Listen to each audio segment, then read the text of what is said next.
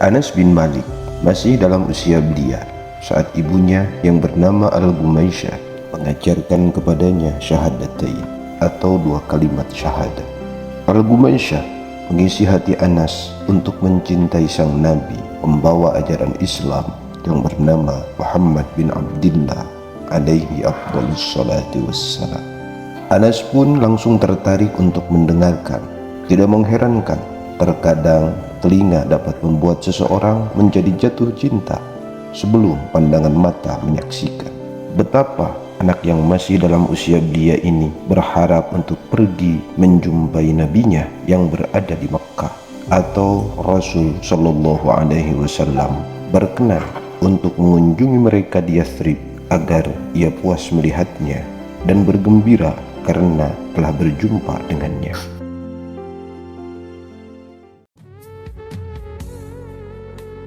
Tidak lama berselang, di kota Yathrib yang beruntung ini tersebar kabar bahwa Nabi Shallallahu Alaihi Wasallam dan sahabatnya yang bernama As-Siddiq sedang dalam perjalanan menuju Yathrib.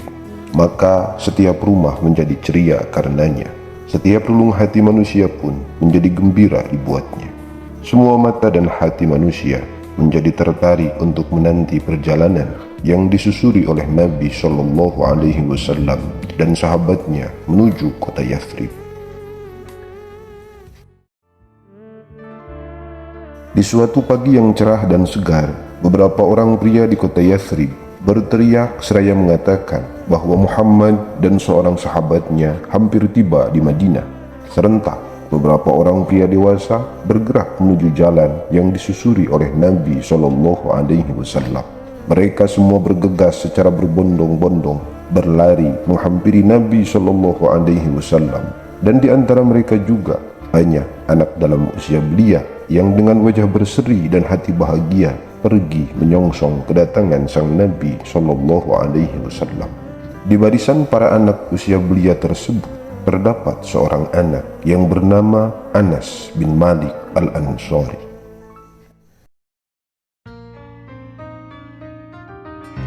Tibalah Rasul Shallallahu Alaihi Wasallam beserta sahabatnya As-Siddiq.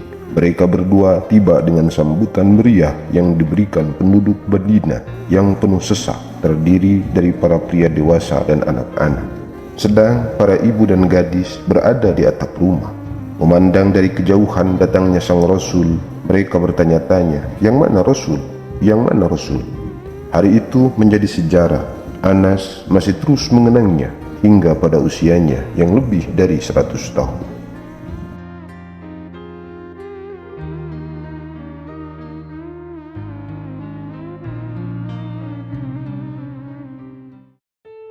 Baru saja Rasulullah Shallallahu Alaihi Wasallam hendak tinggal dan menetap di Madinah, datanglah Al-Gumaisyah binti Milhan, ibunya Anas, menghadap beliau.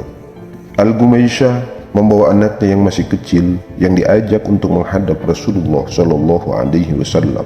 Saat itu Anas berambut poni dengan uraian rambut kecil yang bergerak ke kanan dan ke kiri menutupi keningnya. Lalu Al-Gumaisyah memberi salam kepada Nabi Shallallahu Alaihi Wasallam seraya berkata, "Ya Rasulullah, tidak ada seorang pria dan wanita pun dari suku Ansor yang menghadapmu kecuali mereka memberikan hadiah kepadamu. Aku tidak memiliki apa-apa untuk dijadikan hadiah selain anak ini saja. Ambillah ia dan jadikanlah ia pembantu sesuka hatimu." Nabi Shallallahu Alaihi Wasallam gembira mendengarnya, dan beliau pun menerima Anas dengan wajah yang sumringah. Beliau membelai kepala Anas dengan tangan beliau yang mulia. Beliau juga membelai rambut poni Anas dengan jari beliau yang lembut. Akhirnya Rasul Shallallahu Alaihi Wasallam menerima Anas menjadi anggota keluarganya. Anas atau Unes, sebagaimana penduduk Madinah memanggilnya dengan panggilan manja, saat itu berusia 10 tahun. Saat ia mulai bahagia dapat membantu Nabi Shallallahu Alaihi Wasallam. Ia terus tinggal dalam asuhan Nabi hingga beliau dipanggil oleh Allah Subhanahu wa Ta'ala.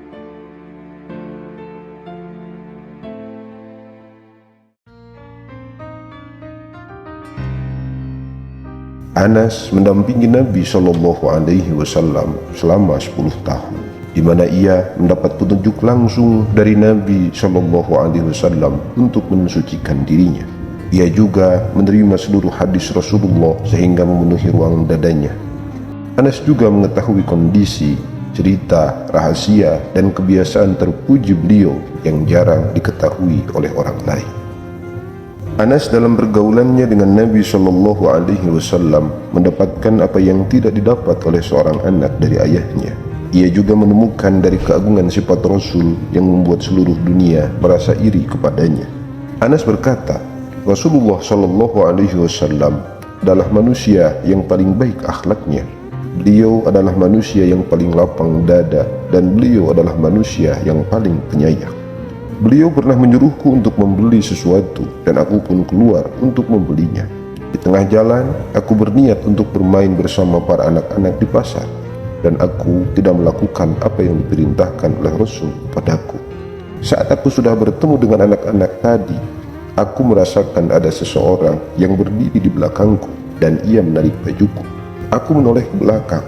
Ternyata ia adalah Rasulullah Shallallahu Alaihi Wasallam. Beliau tersenyum seraya berujar, "Wahai Unes, apakah engkau sudah melakukan apa yang aku suruh?" Aku menjadi grogi dan berkata, "Baik, aku akan melakukannya sekarang ya Rasul." Demi Allah, aku sudah membantu beliau 10 tahun lamanya. Namun atas apa yang aku lakukan sepanjang itu, beliau tidak pernah berkata, "Mengapa kau lakukan ini?" Dan beliau tidak pernah berkata atas apa yang tidak aku kerjakan, "Mengapa kau tidak mengerjakannya?"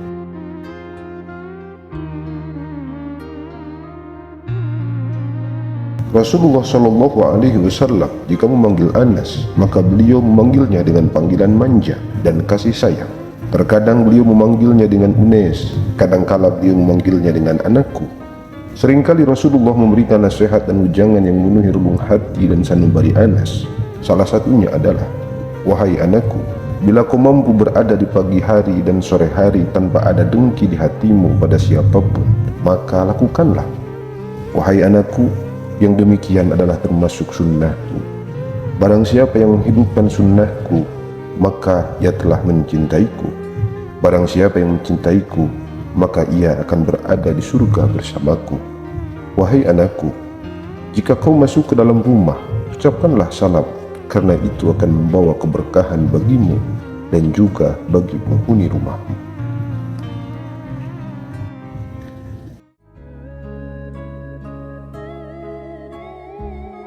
Setelah Rasulullah Shallallahu Alaihi Wasallam wafat, Anas bin Malik masih hidup lebih dari 80 tahun lamanya. Sepanjang itu, ia mengisi ruang hatinya dengan ilmu dari Rasulullah Shallallahu Alaihi Wasallam, dan ia mencoba mengasah otaknya dengan fikih yang diajarkan oleh Nabi Shallallahu Alaihi Wasallam. Dalam masa yang sepanjang itu, Anas telah banyak menghidupkan hati para sahabat dan tabi'in dengan petunjuk dan ajaran Nabi Shallallahu Alaihi Wasallam. Ia juga sering memberitahukan kepada orang lain sabda dan kebiasaan Rasulullah Shallallahu Alaihi Wasallam.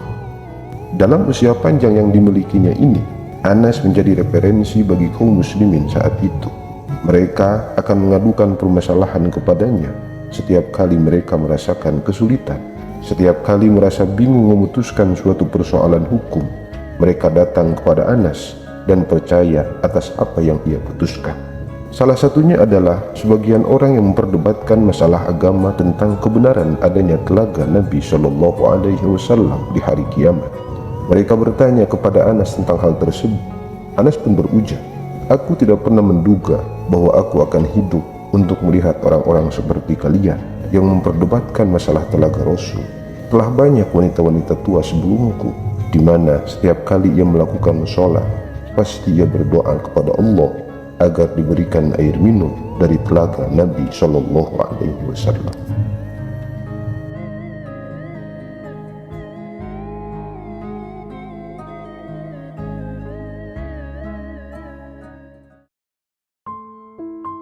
Hal yang paling sering ia ingat saat bersama Nabi adalah 2 hari.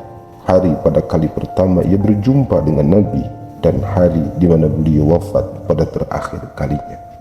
Jika ia mengenang hari pertama ia berjumpa Rasul, ia menjadi gembira dan semangat, seolah ia menghirup aroma yang semerbak. Namun, Bila terbersit dalam benaknya hari yang kedua, ia menjadi sedih dan menangis. Malah ia mampu membuat manusia yang berada di sekelilingnya saat itu menjadi ikut menangis. Seringkali ia berkata, "Aku melihat Nabi SAW saat beliau datang kepada kami, dan aku pun melihatnya saat beliau wafat. Sampai kini aku belum menemukan hari lain seperti kedua hari tersebut.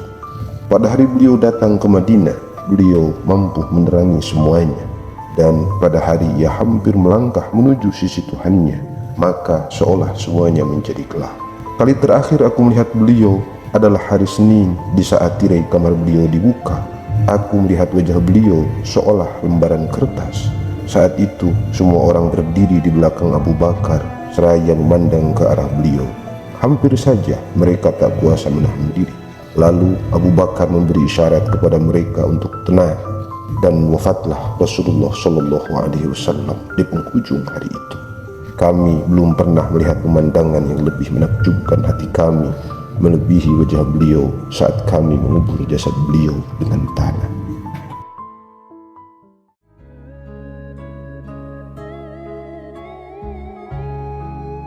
Rasulullah SAW seringkali mendoakan Anas bin Malik. Salah satu doa beliau untuknya adalah, Allahumma rzuqhu malan wa waladan wa barik lah. Ya Allah, berikanlah ia harta dan keturunan, dan berkahilah hidupnya. Allah mengabulkan doa para nabinya, dan Anas menjadi orang dari suku Ansor yang paling banyak hartanya. Ia memiliki keturunan yang amat banyak, sehingga bila ia melihat anak cucunya, maka jumlahnya lebih daripada 100 orang. Allah Subhanahu wa Ta'ala memberikan keberkahan pada umurnya, sehingga ia hidup 1 abad lamanya, ditambah 3 tahun. Anas radhiyallahu anhu senantiasa berharap syafaat Nabi SAW untuk dirinya pada hari kiamat. Seringkali ia berucap, aku berharap dapat berjumpa dengan Rasulullah SAW pada hari kiamat, sehingga aku dapat berkata kepada beliau, ya Rasulullah, inilah pembantu kecilmu, Unes.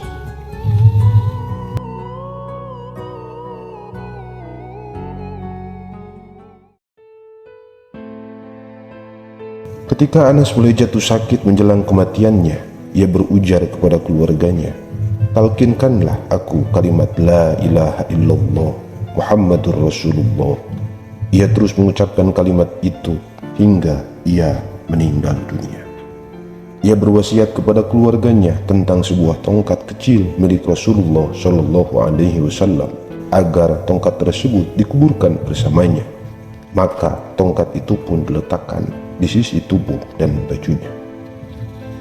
Beliau termasuk perawi hadis Rasul terbanyak pada urutan ketiga setelah Abu Hurairah dan Abdullah bin Umar.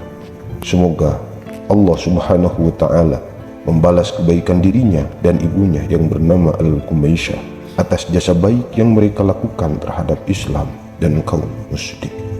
Amin ya Allah ya Rabbal alamin.